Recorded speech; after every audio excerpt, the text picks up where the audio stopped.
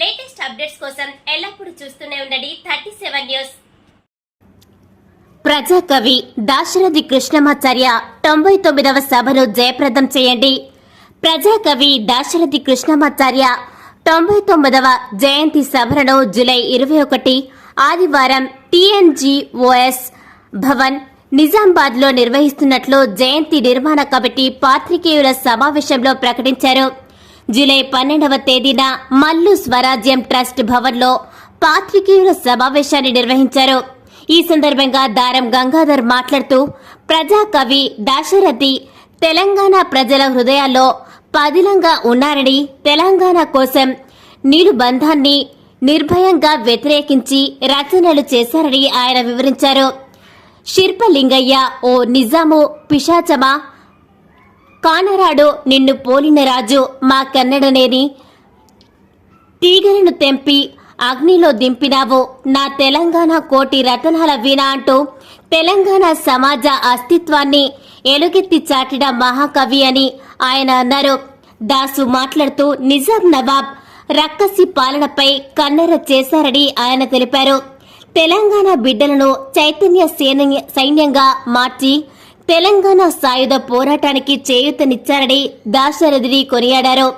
నిజాం నవాబుకు వ్యతిరేకంగా, దొరల పెత్తనానికి వ్యతిరేకంగా దాశరథి రాసిన రచనలు, పాటలు ప్రజల హృదయాల్లో పదిలంగా నిలిచాయని ఆయన అన్నారు. నిజామాబాద్ నగరంలో TNGOS భవన్లో జూలై 21 తేదీన ఉదయం 10:30 జరిగే దాశరథి కృష్ణమాచార్య సభలో ప్రజా వాగ్గేయకారుడు ఎమ్మెల్సీ గోరెట్టి వెంకన్న ముఖ్య అతిథిగా హాజరు అవుతున్నారని ఆయన తెలిపారు. కవులు, కళాకారులు పాల్గొని జయప్రదం చేయాలని వారు కోరారు.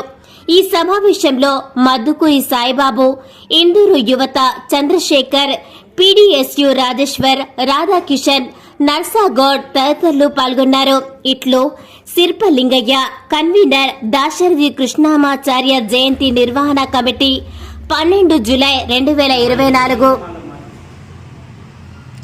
రేపు 21 జూలై నాడు TNGOS భవన్లో నిర్వహించబోయే దాశరథి గారి 99వ జయంతిని పురస్కరించుకొని వారి రాసినటువంటి సినిమా పాటలు మరియు వారి సాహిత్యాన్ని ప్రజాకవుల చేత, నిజామాబాదు సాహిత్యవేత్తల చేత, రచయితల చేత, అలాగే గాయకుల చేత అనేకమైనటువంటి కార్యక్రమాలు నిర్వహించడం జరుగుతుంది.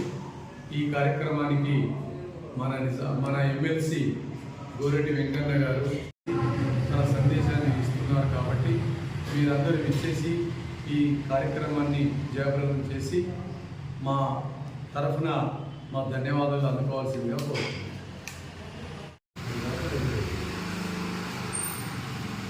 దాశరథి గారు తెలంగాణ సాయుధ పోరాటంలో పాల్గొన్నారు. ఆనాటి నుంచి ఈనాటి వరకు కూడా తెలంగాణ పోరాటం ఆగలేదు. ఈరోజు ప్రత్యేకంగా మన తెలంగాణ మనకు స్వరాష్ట్రం వచ్చింది.